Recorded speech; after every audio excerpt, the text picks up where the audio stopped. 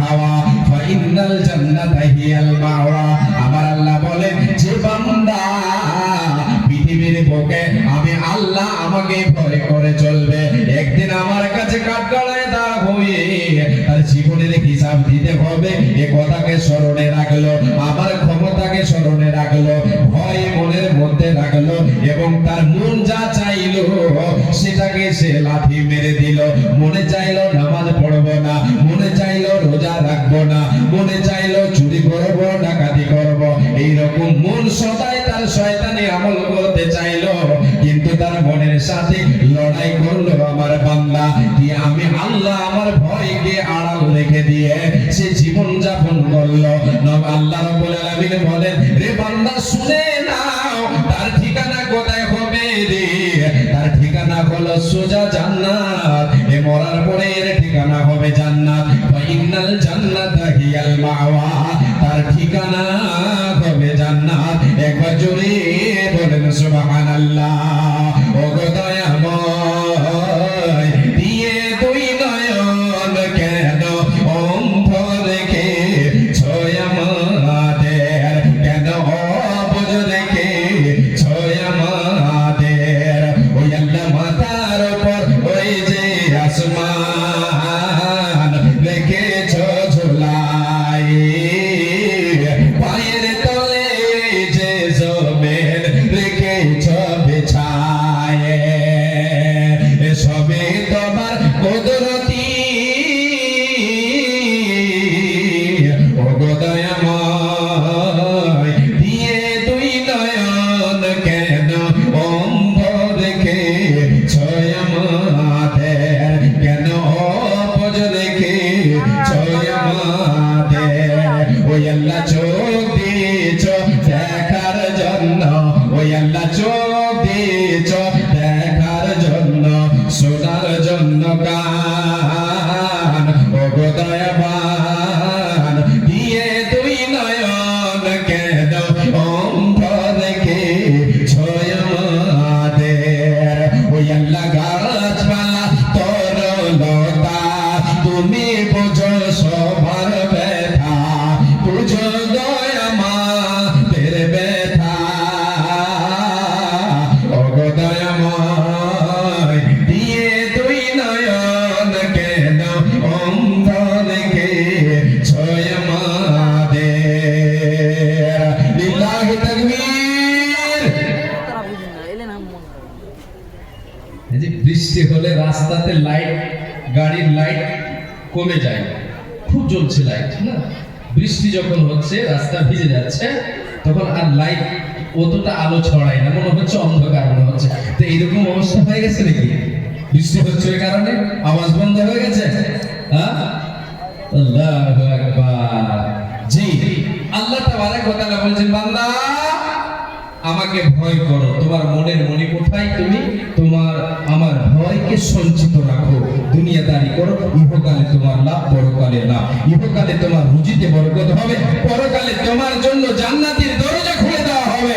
জি, আল্লাহ তাবারক ওয়া তাআলা বলেন বান্দা তোমাকে নাই নাই হায় হায় চাই চাই করতে হবে না, আমি যে পয়েন্ট তোমাকে দিচ্ছি সেগুলি তোমরা করো, সেই পয়েন্টের উপরে চলো।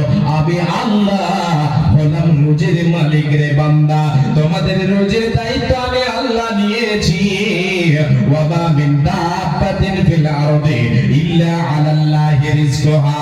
আমার আল্লাহ বলেন বান্দারে পৃথিবীর বুকে এমন কোন প্রাণী নাই, এমন কোন জীব নাই, এমন কোন প্রাণী নাই যার রুজির দায়িত্ব আমি আল্লাহ নিয়ে নাই। আল্লাহ বলছেন বান্দা প্রত্যেক জীবের, প্রত্যেক প্রাণীর যার আমি ক্ষুধার তাড়না দিয়েছি রে বান্দা, যাকে আমি খাবারের তাড়না, ক্ষুধার তাড়না দিয়েছি, পেট দিয়েছে, ওর রুজির দায়িত্ব আমি আল্লাহ নিয়েছে। অতএব মানুষ রে, অতএব মুসলমান, অতএব আদম সন্তান, ঘাবড়াবার কোনো কারণ নেই। আমি তোমাদেরকে রুজি দেব, আমি তোমাদেরকে আহার দেব, তোমরা রুজি পাবে, কিন্তু তোমাদেরকে রুজির জন্য তোমাদেরকে ভালো পথটা ব্যবহার করতে হবে।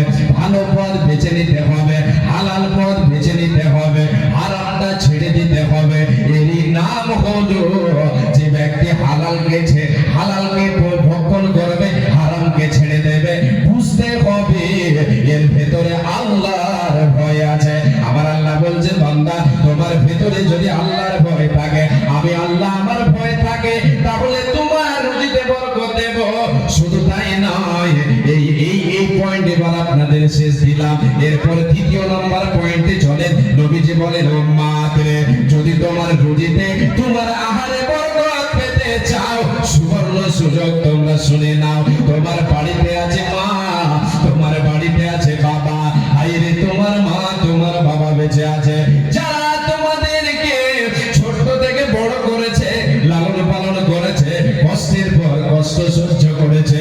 নবীজি বলেন উম্মত, যদি তোমার রুজিতে তোমার আয়ুতে বরকত পেতে চাও, তুমি তোমার মায়ের সেবা করো, তুমি তোমার বাবার সেবা করো।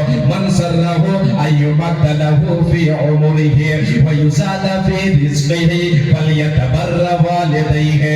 নবীজি বলেন উম্মত রে, যদি তুমি তোমার আয়ুতে, তোমার বয়সে, তোমার জিন্দেগিতে তুমি যদি বরকত পেতে চাও, তাহলে তোমায় যদি পেতে চাও, আর যদি তোমার রুজিতে বরকত পেতে চাও, তুমি যে উপার্জন করো রে, এতে যদি তুমি বরকত পেতে চাও, আল্লাহর পক্ষ থেকে তুমি যদি বরকত পেতে চাও, তোমার বাড়িতে মা বেঁচে আছে, তোমার বাড়িতে বাবা বেঁচে আছে, এদের মুখে আহার তুলে দাও, এদেরকে খাবার দাও, এদেরকে পথের ভিখারি তোমরা বানায় না।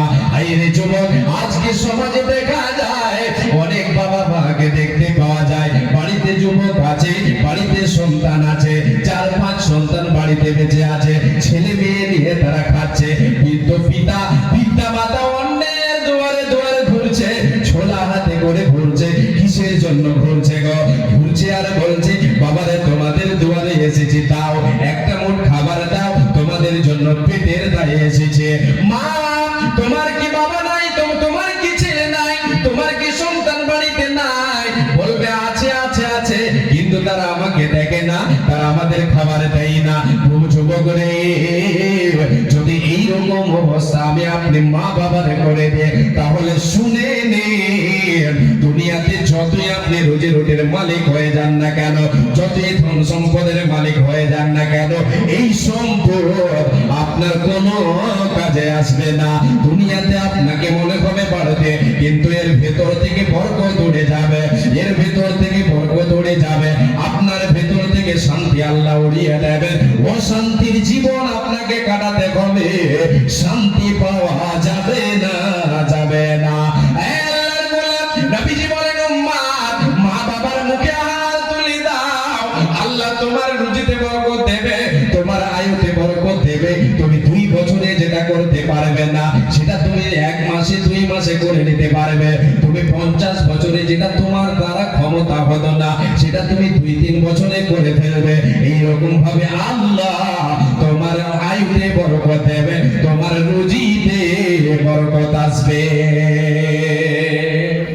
আজকে যে মা, যে বাবা আমার আপনার জন্য, যে বাবা রক্তের, শরীরের রক্তকে ঘামে পরিণত করে আমার আপনার জন্য খেটে আমাকে আপনাকে লালন পালন করেছে, আজকে আমাদের মধ্যে আমরা হতভাগা। যেই বাবা মা আমার আপনার জন্য জান্নাত পাওয়ার মাধ্যম, জাহান্নাম পাওয়ার মাধ্যম। নবীজি বলেছেন হুমা জান্নাতুকা ওয়া নারুকা, তারা হচ্ছে তোমাদের জন্য জান্নাতের একটা মাধ্যম। তাদের সেবায়, তাদের সঙ্গে উত্তম আচরণে জান্নাত রয়েছে আমার আপনার। তাদের সঙ্গে যদি অসৎ ব্যবহার করি, উত্তম আচরণ না করি, তাহলে আমার আপনার জন্য জাহান্নাম রয়েছে। আজকে সেই মা বাবাকে আমরা পথের ভিখারি করে দিই, সেই মা বাবার মুখে আহার তুলে দিতে চাই না।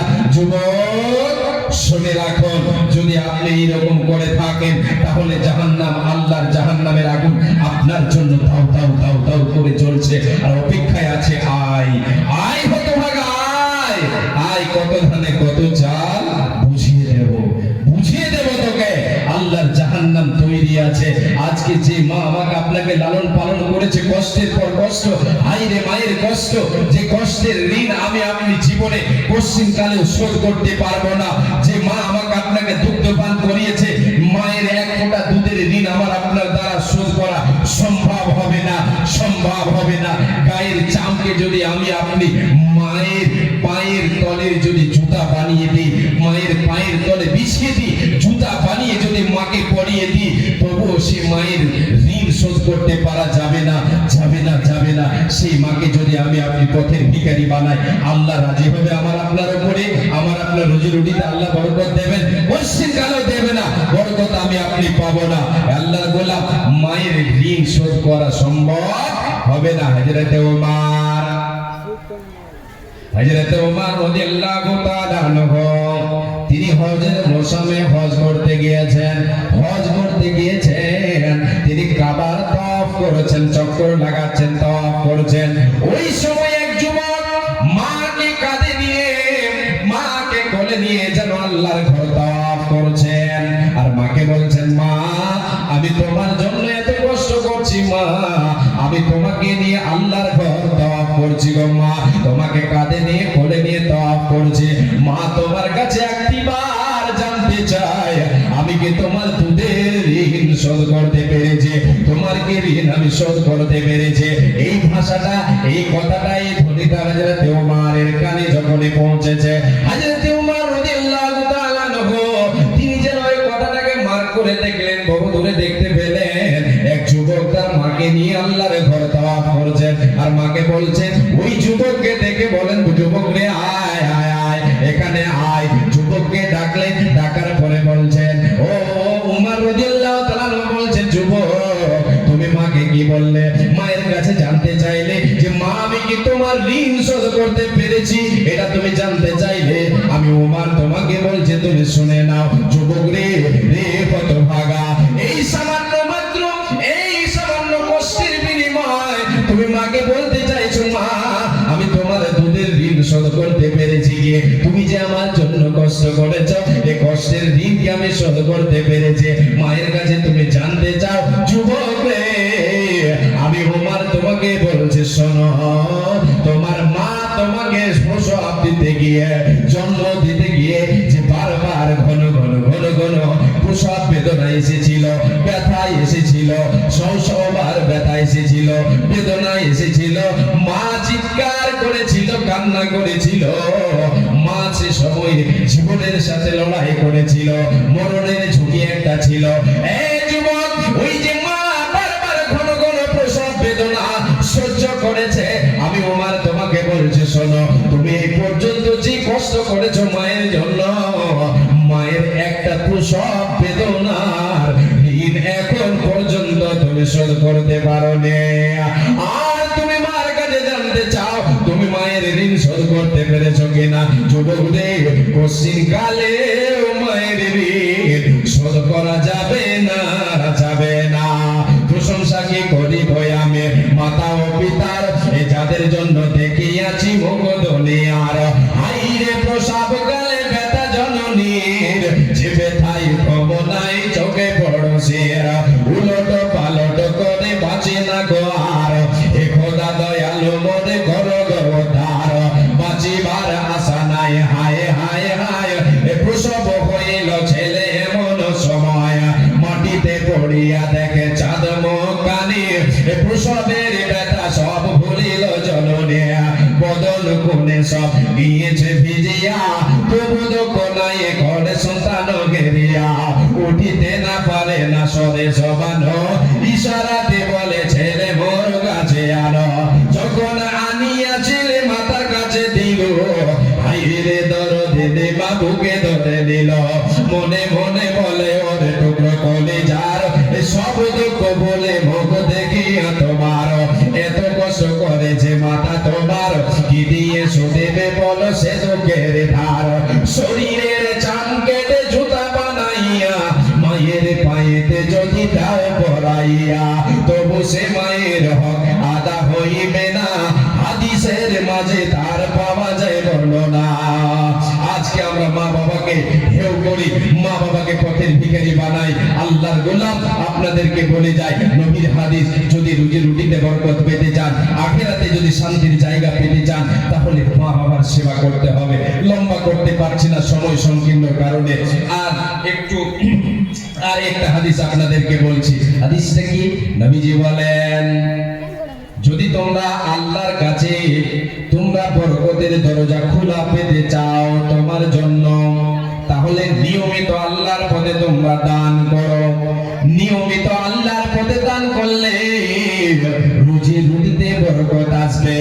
আল্লাহ তাবারাক ওয়া তাআলা কোরআনুল কারীমের ভিতরে বলেন, ওয়া মা আনফাকতুম মিন শাইইন ফাহুয়া ইখলিফুহু ওয়া হুয়া খায়রুর রাযিকিন। আল্লাহ তাবারক ওয়া তাআলা বলছেন, বান্দা, যে সম্পদটা, যে টাকাটা তোমরা আমার পথে ব্যয় করবে, আমি আল্লাহ তাআলা ওর বিনিময় তোমার রুজিতে বরকত দেব, তোমার উপার্জনে বরকত দেব, তোমার সম্পদে আমি তোমার সম্পদকে বৃদ্ধি করব, তোমার রুজি রুটিকে বাড়িয়ে দেব, বরকত দেব। আর আমি হচ্ছি উত্তম রিজক দাতা, রুজির মালিক হলেন আল্লাহ। আল্লাহ তাবারক ওয়া তাআলা যে সম্পদ আমাকে আপনাকে দিয়েছেন, এই সম্পদ আল্লাহর পথে আমি আপনি দান করব, সেই সম্পদ আমার আপনার নামে হবে। এখন যে সম্পদ আমার আপনার কাছে আছে, টাকা পয়সা, ব্যাংক ব্যালেন্স, ধন দৌলত, এগুলি আমার আপনার নয়। এগুলি কার? এগুলি কার? এগুলি হচ্ছে আমার আপনার উত্তরাধিকারীদের, ওয়ারিসদের। আল্লাহর নবী সাল্লাল্লাহু আলাইহি ওয়াসাল্লাম বলেছেন, উম্মতিরা, আদম সন্তান বলে তাকে মালি মালি, এই গাড়ি আমার, এই বাড়ি আমার, এই জমি আমার, এগুলি সব আমার। কিন্তু নবীজি বলছেন, না, তুমি আমার বলছো। তিন ধরনের সম্পদ হচ্ছে তোমার, মা আকালা ফাফনা, আও লাবিসা ফাবলা, আও আতা ফাআক্তানা। যেটা তুমি খাবে সেটা হলো তোমার, যেটা তুমি জীবনে খাবে সেটা তোমার, যেটা তুমি পরিধান করবে, পোশাক করবে, সেটা হচ্ছে তোমার, আর যেটা তুমি আল্লাহর পথে দান করবে সেটা হচ্ছে তোমার। বাদ বাকি কার? ওয়ামা সিওয়া যালিকা ফাহুয়া দাহিবুন ওয়া তারিকুহু লিন-নাস। যেগুলি তোমার চোখের সামনে ভাসে উম্মত, যেগুলি তুমি দেখতে পাও, এগুলি তোমার নয়, এগুলি হলো উত্তরাধিকারীদের। যেই দিন তুমি মারা যাবে, তোমাকে কাঁধে করে নিয়ে কবরে রেখে চলে আসবে, তোমাকে চলে যেতে হবে। খালি হাতে সঙ্গে কিছু যাবে না, আমল ছাড়া কেউ সঙ্গে যাবে না, সব থাকবে পড়ে। আমাকে আপনাকে বিদায় জানিয়ে দিয়ে বাড়িতে এসে বিলি বন্টন হয়ে যাবে। আমার বলে কোনো লাভ দেবে না। যেটা আল্লাহর পথে দান করব সেটা হবে আমার, সেটা হচ্ছে আসল সম্পদ। আসল ভাইজান, বাবাজান, আপনাদের কাছে আমি হাত পাতাই, আল্লাহর বস্তে, আল্লাহর ঘরের জন্য পৃথিবীতে সবচাইতে দামি জায়গা হচ্ছে আল্লাহর ঘর, সবচাইতে দামি জায়গা হচ্ছে আল্লাহর ঘর, আর সবচাইতে প্রিয় জায়গা হচ্ছে আল্লাহর কাছে এই মসজিদ। মসজিদের জন্য আপনাদের কাছে আমি হাত পাতাচ্ছি। আপনারা আসেন, অনেকক্ষণ সন্ধ্যা থেকে নিয়ে আলোচনাও শুনছেন, এবার আর সঙ্গে সঙ্গে আপনারা কালেকশনও দিচ্ছেন, দান দিচ্ছেন, চাঁদা দিচ্ছেন। এই যে দান দিলেন, এটা যিনারা দিয়েছেন, এটা হচ্ছে আসল সম্পদ, এটাই হচ্ছে আসল সম্পদ, এটা হলো আসল সম্পদ। যেটা আপনার পকেটে এখন আছে বর্তমান, এটা আপনার আসল সম্পদ নয়। আমার পকেটে যেটা আছে এটা আসল সম্পদ নয়। আল্লাহর পথে যেটা দিলাম সেটা হচ্ছে আসল সম্পদ, এটাই একদিন কাজে আসবে। আসেন বাপজান, আমার হাতে একজন দিয়ে গেছেন 3000 টাকা, একজন 3000, একজন 500 টাকা দিয়ে গেছেন। আলহামদুলিল্লাহ, শুকরান, জাযাকাল্লাহ, আল্লাহুম্মা সাল্লি আলাইহি, আল্লাহুম্মা বারিক আলাইহি। আল্লাহ তোমার যে বান্দা 3000 দিয়েছেন, এই দানকে তুমি সাদরে গ্রহণ করে নাও, মনস্কামনা পূরণ করে দাও, খেতে খামারে বরকত দাও, রুজিতে বরকত দাও। আমিন সুম্মা আমিন। আল্লাহুম্মা সাল্লি আলাইহি, আল্লাহুম্মা বারিক আলাইহি। আর একজন দিয়েছেন 500 টাকা, আল্লাহ এই দানকে তুমি সাদরে গ্রহণ করে নাও, কবুল করে নাও, কবুল মঞ্জুর করে নাও। আমিন সুম্মা আমিন। এখানে অনেকগুলো দান এসেছে, যেটা দান কোথা থেকে? মা বোনদের পক্ষ থেকে দেখি। আলহামদুলিল্লাহ, এই যে মা বোনদের পক্ষ থেকে দান এসেছে, যতক্ষণ পর্যন্ত মা বোনদের পক্ষ থেকে দান না আসবে, এখানে টেবিল ভরতে হবে না।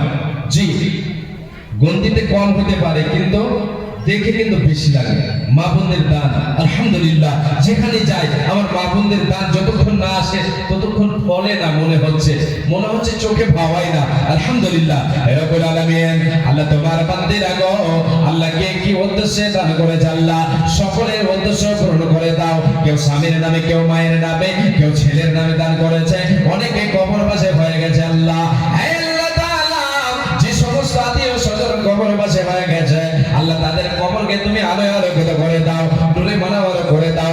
রব্বুল আলামিন গো, যে সমস্ত বান্দিরা তোমার দান করেছে, সকলের দান তুমি কবুল করো, সকলেরকে পাক্কা সাচ্চা নামাজি বানিয়ে দাও, দিনদারে নিয়ে তাদেরকে বানিয়ে দাও। তুমি অতি দয়াময়, দয়ার ভান্ডার, গুনাহ কাটা মাফ করো বান্দিদের তোমার, যতদিন বেঁচে রবে ধরার বুকেতে, সহি সারা বদে রাখো তাদের দুনিয়া বিজেতে। আমিন সুম্মা আমিন, আমিন সুম্মা আমিন। আসেন দেখি। জি, ইস্তাব আলী সাহেব, আচ্ছা, ইস্তাব আলী সাহেবের স্ত্রী 500 টাকা পর্দার আড়াল থেকে দিয়েছে। মাশাআল্লাহ, আলহামদুলিল্লাহ। ইস্তাব আলী সাহেবের স্ত্রী, আল্লাহ তোমার বান্দে পর্দার আড়াল হতে 500 টাকা দিল মসজিদ বানাতে। তুমি হতে দয়াময়ী, গফুর গফার, গুনাহ কাটা মাফ করো বান্দির তোমার। আল্লাহুম্মা সাল্লি আলাইহা, আল্লাহুম্মা বারিক আলাইহা। আমিন সুম্মা আমিন। আসেন তো আল্লাহর গোলাম, আমিও দেখতে চাই কেউ একজন 500 5,000 টাকা বেশি নয়, 5,000 টাকা আমার হাতে দেবেন। অনেক দিয়েছেন, অনেকে এখনো বাকি আছেন। আল্লাহর গোলাম আপনাদেরকে দেখতে চাই। 5,000 টাকা আমার হাতে কেউ একটা মোটা দান দেবেন। 500, 1000, 2000, 200, 100 দিনারা দেবেন। চট চট করে আল্লাহর রাস্তায় দেন, দিয়ে যান, কেউ দিনা করবেন না। জি জি, আসেন, চট করে আসেন, দেরি করবেন না। মাশাআল্লাহ, 100 টাকা দিয়েছেন একজন। জাযাকাল্লাহ, হায়াকাল্লাহ, বারাকাল্লাহ। আল্লাহ এই দান তৈরি করো কবুল। এটা ইয়াদাও তার জীবনের ফল। যেই দিন সূর্য আসবে মাথার উপরে, এই দান যেন তার ছায়া করে থাকে। আমিন সুম্মা আমিন। জি, মুমিন কখনো নিজের সম্পদ গোছাতে হেলা করে না। মুমিনের সম্পদ মাশাআল্লাহ, আলহামদুলিল্লাহ, মুকিমের মাতা 2 ব্যাগ সিমেন্ট দিয়েছেন। মাশাআল্লাহ, আলহামদুলিল্লাহ, মুকিমের মাতা 2 ব্যাগ সিমেন্ট। আর আমার এক ছোট্ট বোন 600 টাকা। আল্লাহ শাহিদা খাতুন, আল্লাহ শাহিদা খাতুনের গার্জেন দিয়ে পাঠিয়েছে। আশা করি আল্লাহ তার হাতে কে যেন দিয়ে পাঠিয়েছে, আল্লাহ তুমি ভালো জানো। এই দার মালা তুমি করো খবর, মিটাইয়া দাও তাদের জীবনের ফল। তুমি অতি দয়াময় দয়ার ভান্ডার, গুনাহ গাদা মাফ করো বন্দির তোমার। এই রব্বুল আলামিন তোমার এক বান্দি আল্লাহ 2 ব্যাগ সিমেন্ট দিল দান, কবুল করো বলা তুমি দয়াবান। ওগো আল্লাহ দয়াময় মেহের করিয়া সুখে সাগরিতে তারে রাখো বাসাইয়া। বিনামিতে দেখো ফেরে 200 দিল, তার সঙ্গে আরো একজন 200 দিল। সকলের দান তুমি করো হে কবুল। তুমি অতি দয়াময় গফুর গফার, গুনাহ গাদা মাফ করো বান্দা বান্দিদের তোমার। যতদিন বেঁচে রবে ধরার বুকেতে, সুখী সালামতে রাখো দুনিয়া বিজেতে। যেই দিন সূর্য আসবে মাথার উপরে, যেই দিন লোক সবে হবে দিশাহারা, বিলাইবে প্রভু তাদের সারা বান্দা ভরা। আমি পাপী বান্দা তোর করি মোনাজাত, কবুল করো মাওলা তুমি পাকে জাত। আমিন সুম্মা আমিন। মাশাআল্লাহ, আলহামদুলিল্লাহ। আর একজন দিয়েছেন 100 টাকা, মিটাইয়া দাও তার জীবনের গুনাহ খাতা। আল্লাহুম্মা সাল্লি আলাইহি ওয়া বারিক আলাইহি রব্বুল আলামিন। আর এক বান্দা তোমার জন্য এখানে 200 টাকা দিল। হে আল্লাহ, এই দানকে তুমি সাদরে গ্রহণ করে নাও। এতে কেমন বরকত দাও, জুড়তে বরকত দাও। আল্লাহুম্মা সাল্লি আলাইহি ওয়া বারিক আলাইহি। আমিন সুম্মা আমিন। কেউ আছেন তো 5,000 টাকা? আল্লাহর বান্দা, আল্লাহর বান্দা। জি, 5,000 টাকা। কি নাম দাদা? মোহাম্মদ নুরুল। মাশাআল্লাহ, ভাই মোহাম্মদ নুরুল সাহেব এই গ্রামে বাড়ি? বাড়ি এখানে 4 নম্বর। 4 নম্বর গ্রাম নাকি? জি 4 নম্বর গ্রাম। 4 নম্বর ওয়ার্ড। আমার ছোট 4 নম্বর গ্রাম। হ্যাঁ, ভাই কারো কাছে তো চাইনি, আর 500 টাকা দিয়ে 1,000 টাকা দিয়ে দেন। মাশাআল্লাহ, কম হ্যাঁ আমাকে চা মেলা লাগছে আছে। আল্লাহ আকবার। 200 টাকা দিলেন আর দিয়ে দিতেন নেই। আচ্ছা ওইটি জিলাপি কিনবেন 300 টাকা বাকি দিতে। মাশাআল্লাহ, যাক যাক, নগদ নগদ একটু কম হলে চলবে। যাক, বাকি হলে ঝামেলা হচ্ছে। মাশাআল্লাহ, আলহামদুলিল্লাহ, শুকরান জাযাকাল্লাহ। আল্লাহ তোমার বান্দা আমার কথা রেখেছেন। আল্লাহ দেখো এখানে ছিল তোমার বান্দা 800 টাকা মাওলা তোর ডাকে দিয়ে